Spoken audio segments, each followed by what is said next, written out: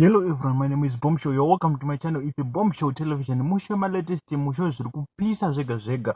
Kana uri munyowani, don't forget to subscribe to our channel. It's a Bombshow Television. Nhasi ndauya good news. Kana une business raunoita, imborisa mu comment section unoona kuwana nonechi ne customer kana munhu anozvida.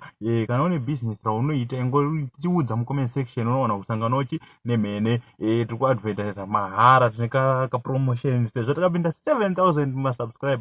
Guys, ndokubigai makapenga. Ndimi munoita tirambe tichiendera kumberi tichaga ma latest. So ndisinganyanyi kupedza nguva, kana uri munyowani ndinokuchingamidza nemufaro. Don't forget to subscribe to our channel. Ndisinganyanyi kupedza nguva, let's get into today's story, and don't forget to advertise your business with us. Number munozowana pa description ye channel kana kuti ndichadzisa mu comment section.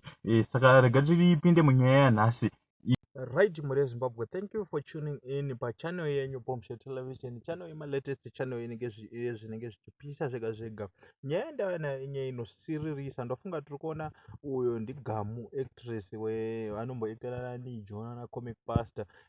Akatarisa mwana wake nefesi yekusuwa, fesi yekusiririswa nezvakaitika. Akarasikirwa nemwana wake. Guys, pakaipa. Iyo ndo tsamba yaakaisa paakaposta this picture.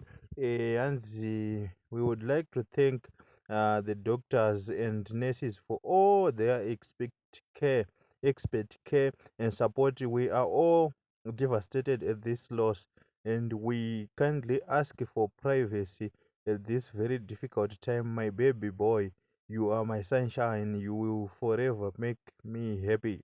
We will always love you. Fly high, little one. Till we meet again. I'm hurt. I wish to hold you my hands, but the Lord knows the best. So ndoje tsamba yaiswa naGamu. Saka tongoto ane matambudziko noza hazvina nguva zvaitika izvo. Post iyo ndofunga muona ine 2 days. Saka hey, pakaipa. Kune vanga vasati vaionawo unongonyora kuti rest in peace mwana tokokawo Gamu nemashoko akanaka, guys.